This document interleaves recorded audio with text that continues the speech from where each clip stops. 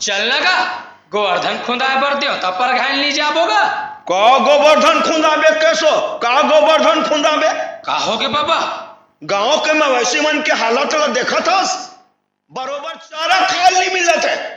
अब कैसे करबे बाबा कैसे करबे बाबा अरे तुहर जीव हो जीव है और उकर जीव हो जीव न है। मशीन में धान लो मिंजत हो और सफा पेरा लेस देत हो और मेड़ पार के कांदिल दवाई डाल के मारा था। अब मवेशी खाही तो खाही काला एकर चिंता है कोनो ला। अब कैसे करबे बाबा कैसे करबे बाबा करत हस अरे जे लक्ष्मी में 33 कोटि देवता मन के वास है ते लक्ष्मी चारा भर दुख पात है। ऐसने में गांव सुखी रही जी ऐसन गोवर्धन खुदा से का मतलब। अरे जब तक मवेशी के चारा भर तुमन उपाय नहीं करहू पेरल सकेल के नहीं राखू और ओकर खाए बर हरियर चारा व्यवस्था नहीं करहू तब तक मैं गोवर्धन खुंदाए बर जाओ नहीं। तुमन खाओ दार भात और मवेशी थोड़ा चटे।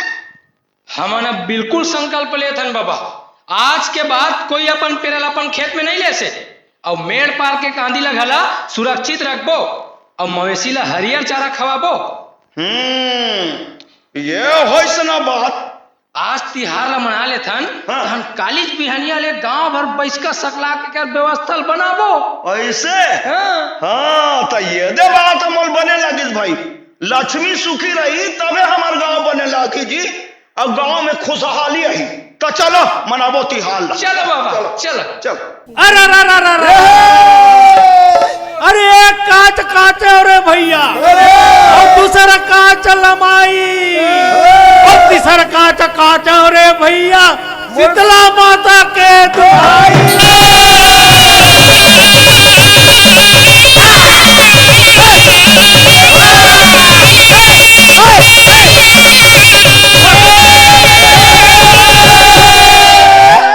अरे कौने धरे है तोरे दंडे का मंडला कौने धरे है मृगी छाला कौने धरे है तोरे पाचे नावे लगा औ जपन कहे माला।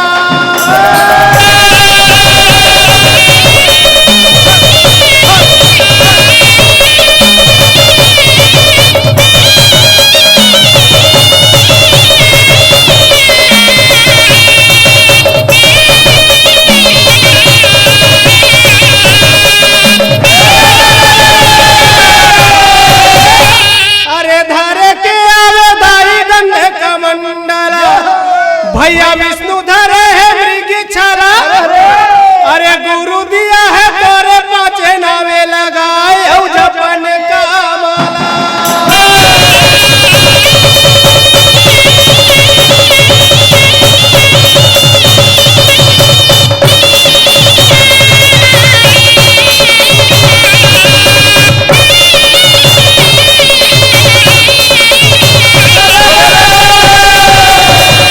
अरे चिरही में सुंदर यह पतरंगवार है या वो सापे सुंदर मनिहार रानी में सुंदर अहल्या रे भैया मर गौतम ऋषि के नारिया।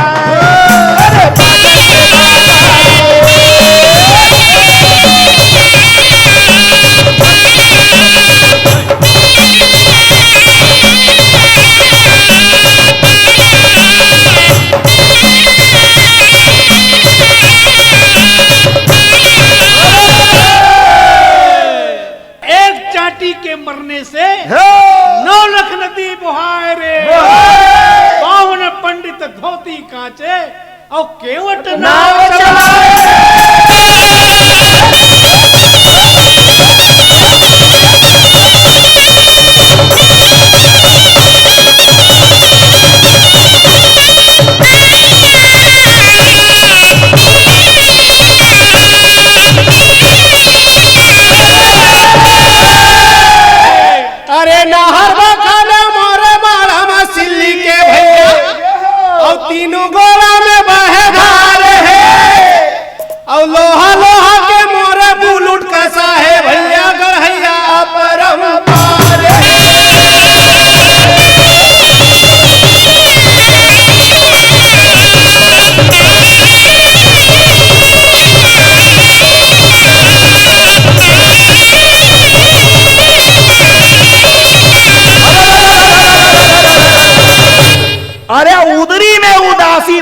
भैया और राजिम में दर्शन दे रे जगन्नाथ में भैरव भयो जहाँ संवत दर्शन हो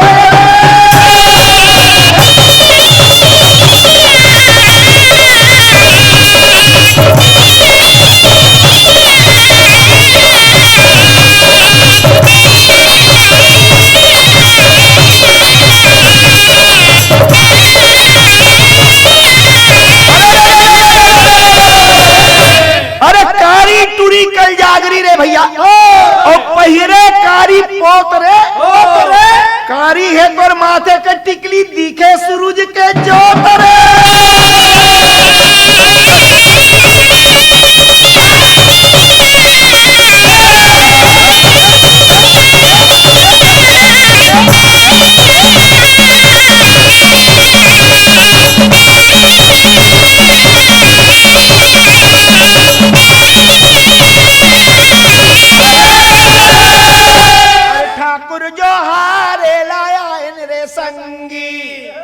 और खाएन सुपारी फोरा और रंगे महाला माँ बैठो ना मालिक रामे राम ले मोरा